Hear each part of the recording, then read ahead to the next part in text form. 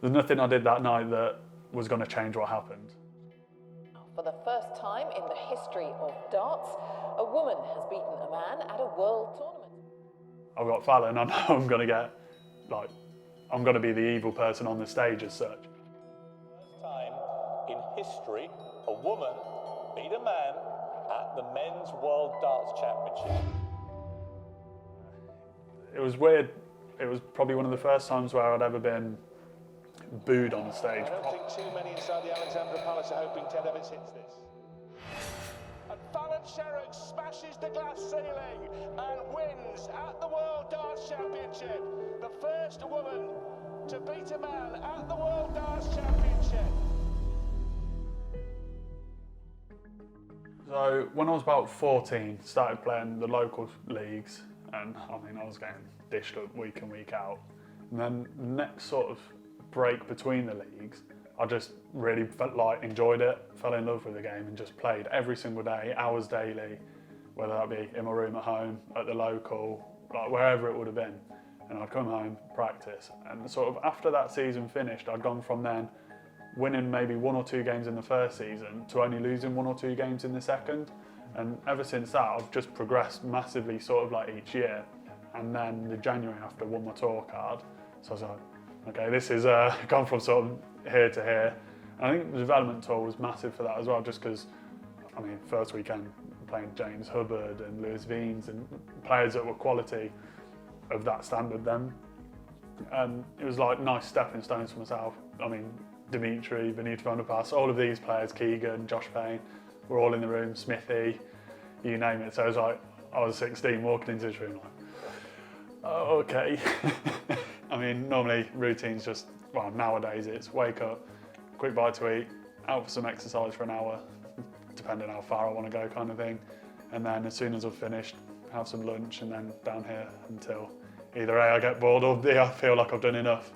I think he's a very down-to-earth person. He just gets on with life how it is, hard-working. He loves darts, obviously.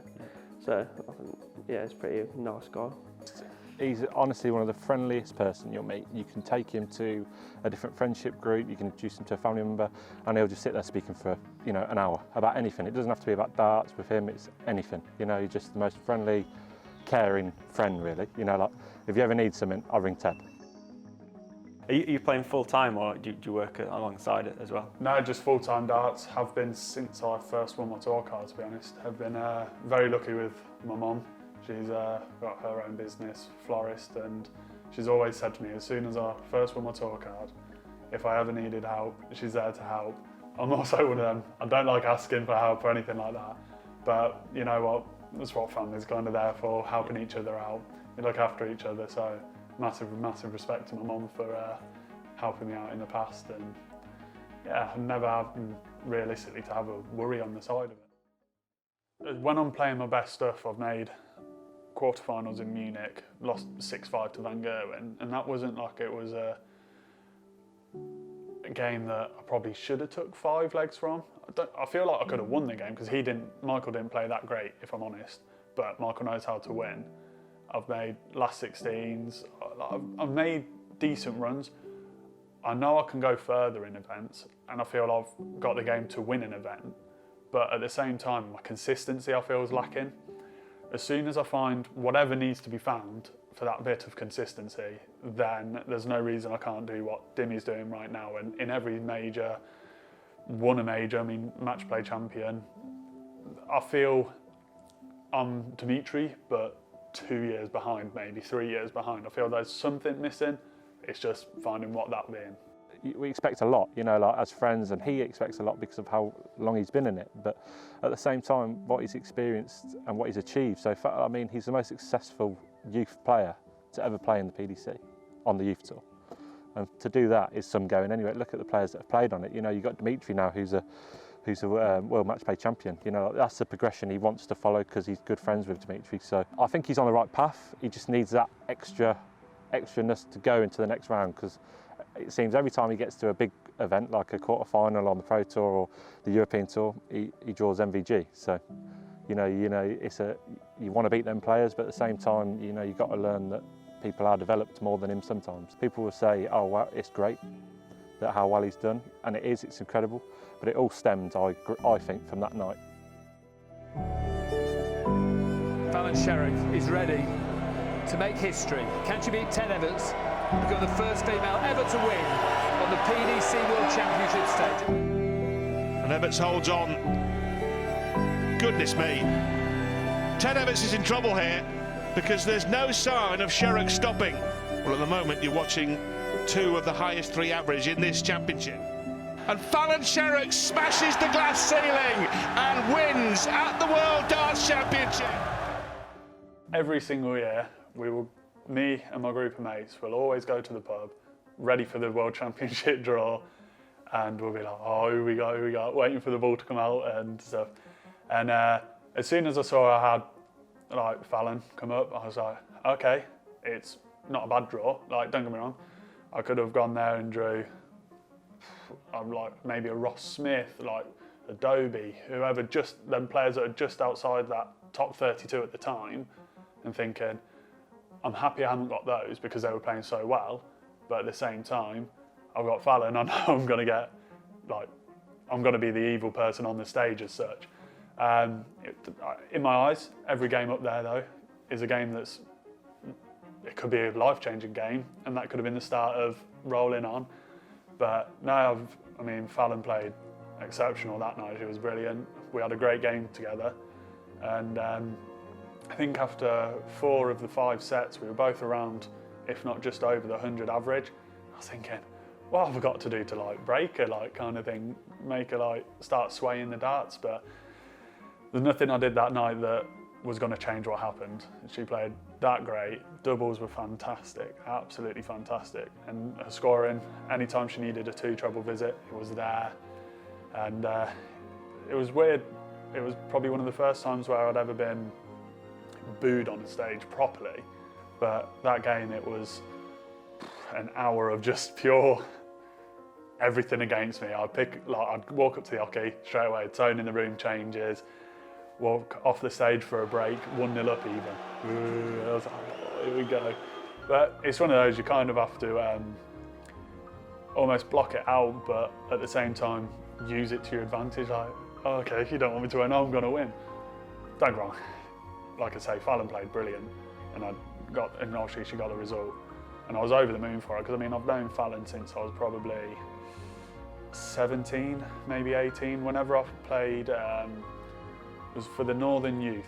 Fallon was our captain for our team, and we ended up winning the event. And there's a picture online, like me, Fallon, Ryan Meikle, I think, is in that picture. Harry Ward was in that picture. Like, there's some great players in that team and stuff, and obviously so many of us have progressed on and stuff.